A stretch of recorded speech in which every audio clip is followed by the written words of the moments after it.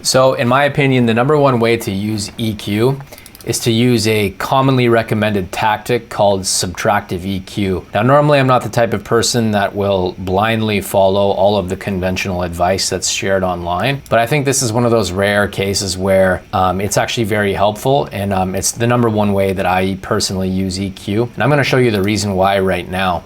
So here's what my track sounds like with no EQ on any track. So I'm gonna turn these all off. So here's what it sounds like.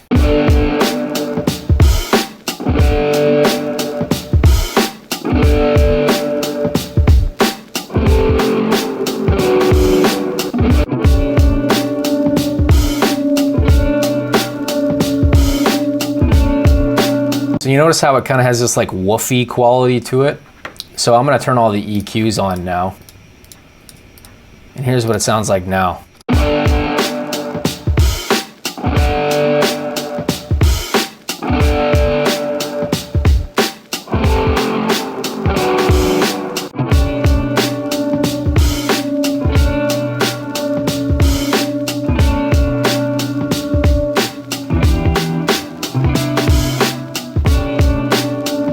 So it sounds a lot better, right? It's more clear. It just sounds better. It's like more sparkly and more clear. It doesn't have that woofy sound to it that's very annoying. So essentially how you're gonna wanna do this, it's very straightforward. EQ is probably like one of the easier things that you can do, just because there's like a visual component to it usually with these EQs that you can see here on my screen. As you can see, here's all my EQ, right? For the most part, I've got subtractive EQ set up. Sometimes I'll throw in a boost here and there if I feel like it needs it. It's not like you have to really follow the subtractive EQ rule. In other words, let's get an EQ on this one too. But it's certainly helpful. What we're gonna do is we're gonna recall default right now. So let's recall all the defaults here. So go more, recall default, and then let's actually EQ these again, starting from the beginning, although we're gonna do only the guitars.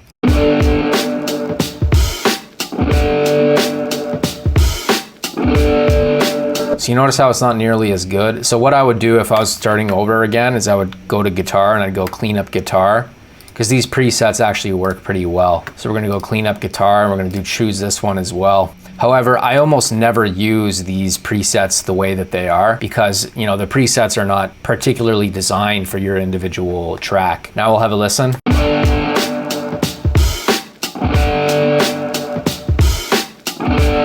So it sounds a lot better. The presets are surprisingly good in GarageBand, and I believe they're the same for Logic Pro as well. However, what I would do is that I would actually get rid of some of these boosts.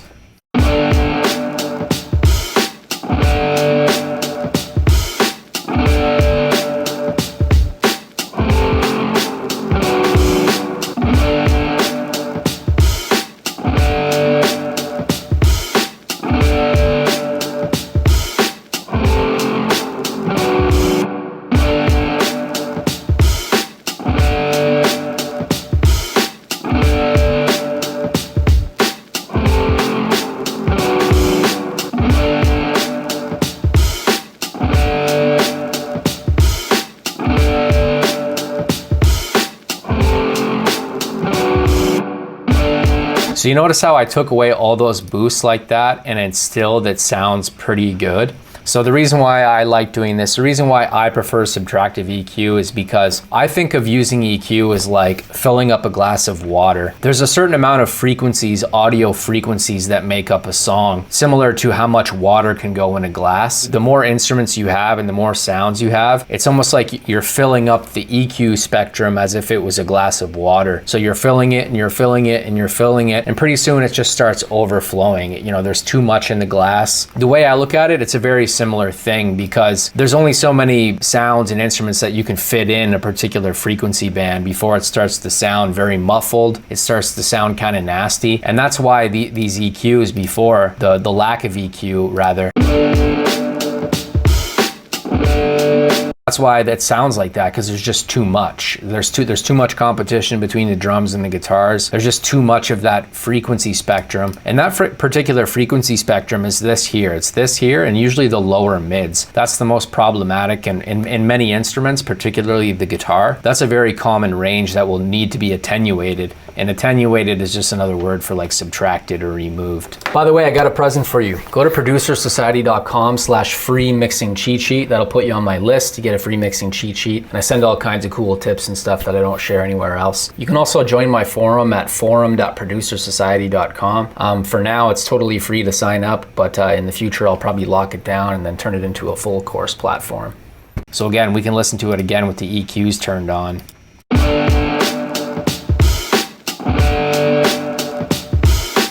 So now it sounds great. The nice thing about this is that when we go to add bass later now, we're gonna have even more space. We're gonna have even more water to put in the glass. And because we've removed some of that water from the glass, there's now some space to put some more water in it, metaphorically speaking. So when we go to add in bass later, it's just gonna be a lot easier because the bass, it's a bass instrument. It's gonna take up a lot of those frequencies and we're gonna need space for it, right? So that's why, in my opinion, it's best to actually use EQ in such a way where you're almost always doing subtractive EQ. I think this is the best. That's just my opinion. I'm not an expert EQ guy. What I can tell you is that I've had great success with getting some of my projects to sound better just by using this as a method. So again, what you want to do is you want to set up your EQ like so. I'm going to put the cycling button on.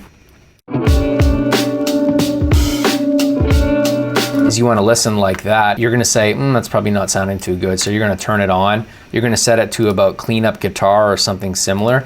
And then from there, you can go through and actually remove some of those boosts, maybe add boosts where you think it needs it. In my opinion, I don't need to add any more of the low range. This is a real guitar recorded with my amp. So there's enough of that in this track anyway. So I'm actually going to remove a lot of those boosts. And so we're going to listen and see how it sounds.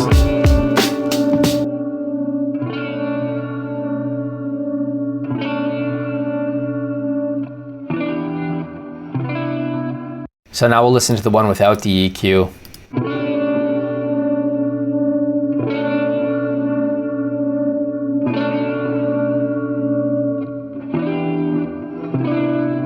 And we'll throw that on.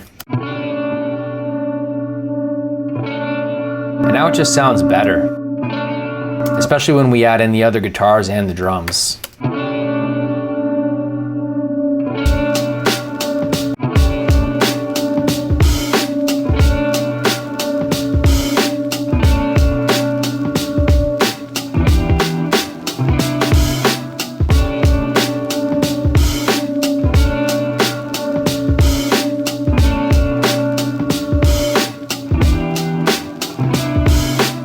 That's how I use EQ, and it's really not that hard. Find a preset that you like that fits with your individual instrument, and then you can go through while listening to your music and attenuate certain parts, boost other parts, depending on what it needs. Make sure you grab my mixing cheat sheet too from producersociety.com/free-mixin-cheat sheet. And you can also sign up to my forum too at forum.producersociety.com.